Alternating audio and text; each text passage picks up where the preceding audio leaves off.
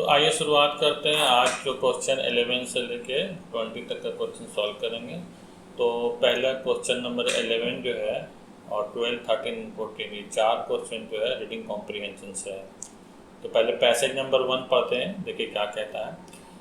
तो passage number 1 जो है, in simple matters like shoe making we think only special trained person who serve our purpose, but in politics we presume that anyone who knows how to get votes knows how to administer our state. When we are ill, we call for a trained physician whose degree is a guarantee of specific preparation and technical competence. We do not ask for the handsomest physicians or the most eloquent one. Well then, when the whole state is ill, should we not look for the service and guidance of the wisest and the best? बहुत ही अच्छा मतलब ये message है जो हमें दिया जा रहा है। ज़्यादा मैं एक्सप्लेन नहीं करूँ, चलते हैं क्वेश्चन की तरफ। Which of the following statement best reflect the message of the author of the passage. Passage से क्या अच्छा मैसेज मिल रहा है और उसको सही कौन सा। We assume that in democracy the politician is qualified to administer state. ये तो हम मान के ही चलते हैं, क्योंकि जब हम वोट देते हैं ये सोच करके कि तो वो आदमी सही तरीके से हमारे स्टेट को चला सकता है, ऐसे लोगों को हम लोग सेलेक्ट करते हैं। Politician should be selected from those trend administration. नहीं, ऐसा कोई ज़रूरी नहीं कि एडमिनिस्ट्रेशन से आए, किसी एडमिनिस्ट्रेटिव ऑफिस से और वही मतलब हमारे पॉलिटिशियन हो सकते, कोई ज़रूरी नहीं है। We need to devise a method of barring incompetence from public office. नहीं, ये तो गलत है। As voter select their administrator the eligibility position to administer state can not be question. नहीं, क्वेश्चन 1 इज करेक्ट मेरे हिसाब से। पैसेज 2 जरा पढ़ लेते हैं। The poverty line is quite unsatisfactory when it comes to grasping the extent of poverty in India. It is not only because of its extremely narrow definition of who is poor and the debatable methodology used to count the poor, but also because of a more fundamental assumption underlying it. It explicitly relies on the notion of poverty as insufficient income or insufficient purchasing power. One can better recognize it by calling it income poverty. If poverty is ultimately about deprivation affecting human well-being, then income poverty is only one aspect of it. Poverty of a life, in our view, lies not merely in the impoverished state in which the person actually lives, but also in the lack of the real opportunities given by social constants as well as personal circumstances to choose other types of living. Even the relevance of low income, meager possessions and other possessions of what are standardly seen as economic poverty related ultimately to their role in curtailing capabilities. That is their role in service restriction, the choice people have to lead variable and valueless. आपकी English बहुत अच्छी, तो आप very well you can solve this type of question. और नहीं तो फिर मैं क्या कर सकता हूँ। तो क्वेश्चन देखे थे, why is the methodology adopted in India to count the poor debatable. There is option A बोलता है there is some confusion regarding what should constitute the poverty line. What is poverty line? तो नहीं लगता। There are wide diversities in the condition of the rural and urban poor. ये भी तो नहीं लगता। There is no uniform global standard for measuring the income. तो passage में रिफ्लेक्ट किया। It is based on the proposition of poverty as meagre income और buying capacity. मेरे ख्याल तो डी सही है, D is correct answer. 13 number, why is income poverty only one measure of counting the people. It talks only one kind of deprivation, ignoring of all others. ये तो सही लगता है. Other deprivation in a human life have nothing to do with lack of purchase power. Income poverty is not a permanent condition, it changes from time to time. Income poverty restricts human choice only at a point of time. A ही रखिए सही, A सही है. 14. What does the author mean by poverty of life? Poverty of life का मतलब क्या है? All deprivation in human life which stem not only from lack of income but lack of real opportunities. Relevant बहुत ज़्यादा तो नहीं लग रहा है। अच्छा ठीक है, impoverished state of poor people in rural and, ये तो नहीं होगा। Missed opportunities in diverse personal circumstances, material as well as non material deprivation in human life which restrict human choice पर, ये डी हमको लगता सही। Question number 15, X Y run 3 kilometer race along a circular course of length 300 meter. Their speed are in the ratio of 3:2. If they start together in the same direction, how many times would the first one pass the other? The start off is not counted. ठीक है, शुरू जो हो रहा है उसको हम लोग काउंट नहीं करेंगे। तो देखते हैं, पहले तो एक सर्कुलर पाथ बना लेते हैं। ठीक है, एक सर्कुलर पाथ बना लिया।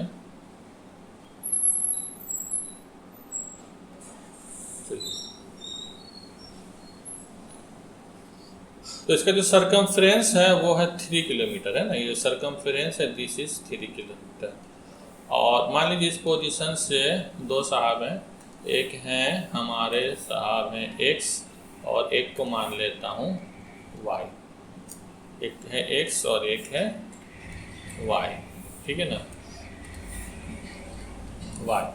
तो x इस टू y का जो रेशियो है, x इस टू जो y का रेशियो है दैट इज व्हाट, आप बताओ, 3:2 का है ना, x इस टू y का रेशियो है 3:2 का है, x इस टू y तो 3:2 का है। अच्छा, तो अब अगर x मान लीजिए कि दौड़ना शुरू करेगा यहाँ से, x अगर तो फर्स्ट राउंड में देखता हूँ, फर्स्ट राउंड है ना, फर्स्ट राउंड में दौड़ना शुरू करेगा, तो मान लीजिए इसको मैं 3 हिस्सों में बांट लेता हूँ। ये हो गया 100 मीटर, ये हो गया 200 मीटर, ये हो गया 300। तो जब x कंप्लीट करके यहाँ पर आएगा, ए फर्स्ट राउंड कंप्लीट करेगा, तो ये y भाई साहब जो हैं, ये y साहब जो हैं, ये इस पोजीशन में रहेंगे, यहाँ पर y रहेंगे। This is the first round. अच्छा, उसके बाद जब सेकंड राउंड होगा, सेकंड राउंड होगा तो x जब यहाँ से चलेगा तो y यहाँ से चलेगा, इस पोजीशन से चलेगा। अब दोनों का रेस शुरू होगा तो y पहुँच जाएगा यहाँ पर, इस पोजीशन में y होगा, ये सेकंड राउंड में, और x यहाँ पर रहेगा, फिर भी क्रॉस नहीं करेगा। लेकिन थर्ड राउंड में क्या होगा,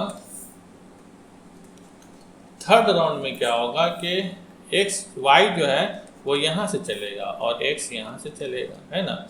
तो इसका मतलब कि इसको कहीं ना कहीं पर किसी भी एक पोजीशन में क्रॉस करेगा। तो कहने का मतलब है कि हर 3 राउंड में एक क्रॉसिंग होगा, और चूँकि 3 किलोमीटर है ना पाथ, तो 10 राउंड है, 10 राउंड में दौड़ना पड़ेगा। तो इसका मतलब हुआ कि टोटल जो है हर 3 में है, तो इसका मतलब 9 राउंड होगा। 9 राउंड में वो 3 बार क्रॉस करेगा, हर राउंड में एक बार, 9 राउंड। 10वां में तो क्रॉस नहीं कर पाएगा, तो इसलिए 3 करेक्ट आंसर। ठीक है, 9 राउंड तक क्रॉस करेगा, 11वां में भी नहीं, 10वां में भी नहीं, 12वां में होगा तो वो तो क्रॉस हो जाता। तो 9 राउंड तक का ही हम लोग लेंगे, तो 3 करेक्ट आंसर, 3 बार क्रॉस करेगा। ये क्लॉक का क्वेश्चन था, थोड़ा तो घुमा करके दिया। अगर आप वहाँ पर पढ़ेंगे तो मिनट वाला और आवर वाला किस तरह से क्रॉस करके बहुत सारा क्वेश्चन आता है। नेक्स्ट क्वेश्चन देख लेते हैं, 16। If the order of the letters in the English alphabet is reversed and each letter represents the letter whose position is occupied, then which one of the following represent Lucknow? मैंने लखनऊ को reverse में लिखेंगे, reverse order में, तो कैसे होगा? तो ये तो अल्फ़ाबेट एनालॉगी का है, अगर आपने पढ़ा है तो बहुत आसानी से हो जाएगा, और नहीं पढ़ा है तो फिर तो मुश्किल है। तो आप हमारा वीडियो देखिए, है ना, अल्फ़ाबेट एनालॉगी का। चलिए मैं इसको आपको समझाने की कोशिश करता हूँ, यह मानते हुए कि आपको ज़्यादा नॉलेज नहीं है। ठीक है ना, ABCDEFGHI, उसके बाद JKLMNOPQRSTUVWXYZ। ठीक है ना। अभी हमने यहाँ पे इसको नंबर दे देते हैं 1 2 3 4 5 6 7 8 9 10 11 12 13 14 15 16 17 18 19 20 21 22 23 24, 25, 26 है ना, ये 25 है। चलिए, अच्छा हमने आपको ये फॉरवर्ड ऑर्डर है, फॉरवर्ड ऑर्डर में नंबर दे दिया, ठीक है ना। तो अभी ये है यहाँ पर लिखा है, देखिए लखनऊ, लखनऊ का अब पहला लेटर है एल, है ना। इसका रिवर्स ऑर्डर हम लोग देखिए ओ सब में है तो इसलिए नहीं लेंगे। यहाँ पे जी 2 में है, एफ 2 में है, तो चलिए मैं सेकंड ऑर्डर यू को देखता हूँ। तो यू जो है हमारा कितने नंबर में आ रहा है, किस ऑर्डर में आ रहा है। तो हम लोगों को देखिए याद करने का बहुत सारा तरीका मैं आपको बताता हूँ। जैसे 20 T20 मतलब टी का वैल्यू 20 आपको अगर याद है तो टी के बाद यू आ रहा मतलब जस्ट बाद, तो ये 21 हो गया, 21 हो गया।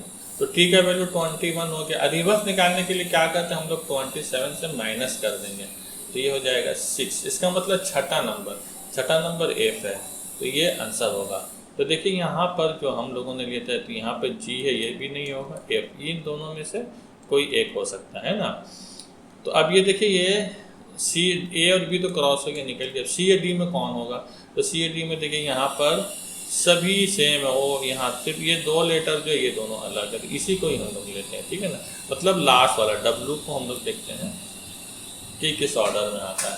तो हम लोग को पता है T20 है, डब्लू होता है, यू भी डब्लू थर्ड है, तो 23 नंबर में आएगा, है ना। तो 23 नंबर 27 को 23 से माइनस करेंगे 4 आएगा, मतलब चौथा नंबर जो है that will be the correct answer, D. मतलब देखिए यहाँ पर डी है, तो ये वाला तो नहीं होगा, तो डी इज करेक्ट आंसर। तो I hope you got the answer. बहुत आसान क्वेश्चन रहता है, बहुत आसानी से आपने कर लिया। चलिए आगे देखते हैं।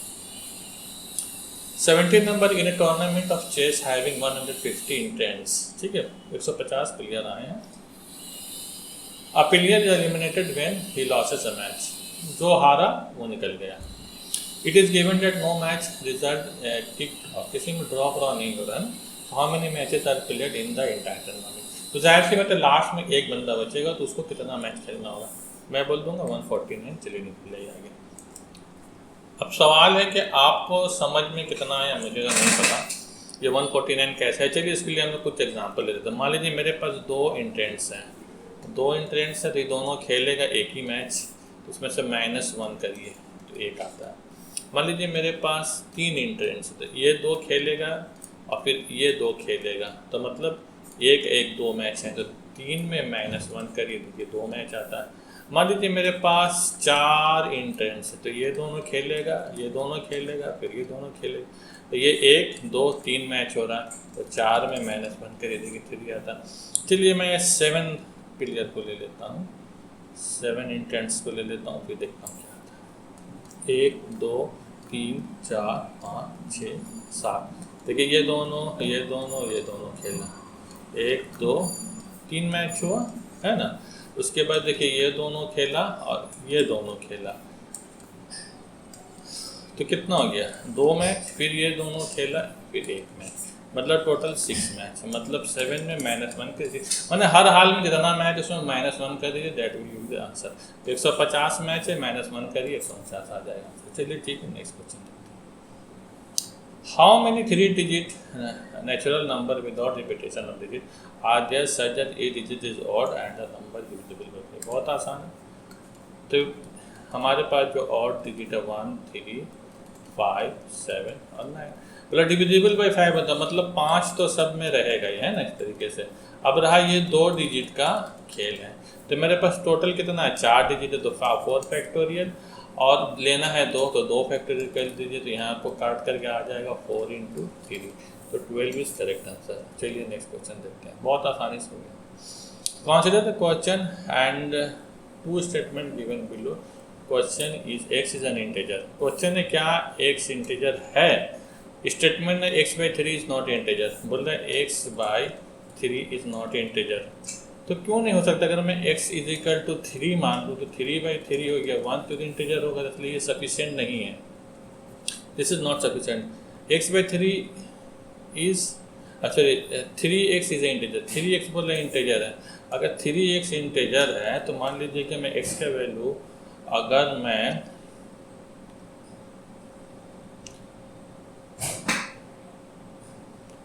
x का वैल्यू अगर मैं ले लूँ 1/3 इज इंटीजर हो जाएगा ना, 1/6 ले लूँ, तो 3/6 कितना हो जाएगा 1/2, जो कि फ्रैक्शन में आ जाता है, इसलिए ये भी सफिशिएंट नहीं है।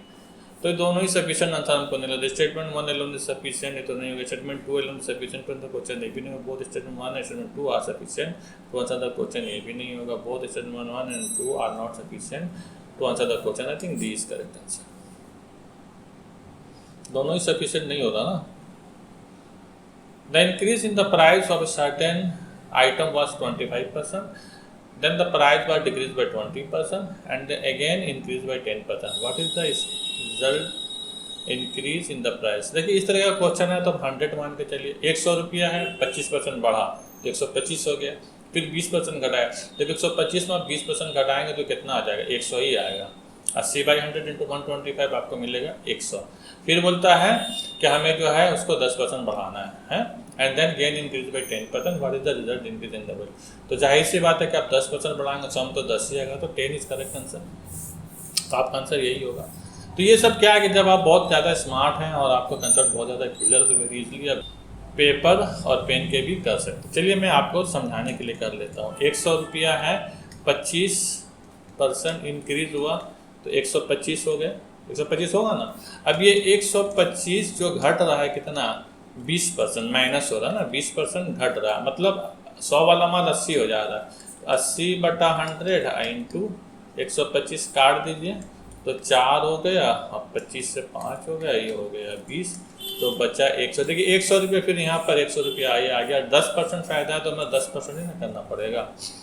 तो बहुत आसान सा क्वेश्चन था, तो सभी आप बहुत इजीली हो गया। नेक्स्ट वीडियो में हम लोग मिलते हैं जहाँ पर 21 से 31 क्वेश्चन सॉल्व करेंगे। तब तक के लिए बाय बाय।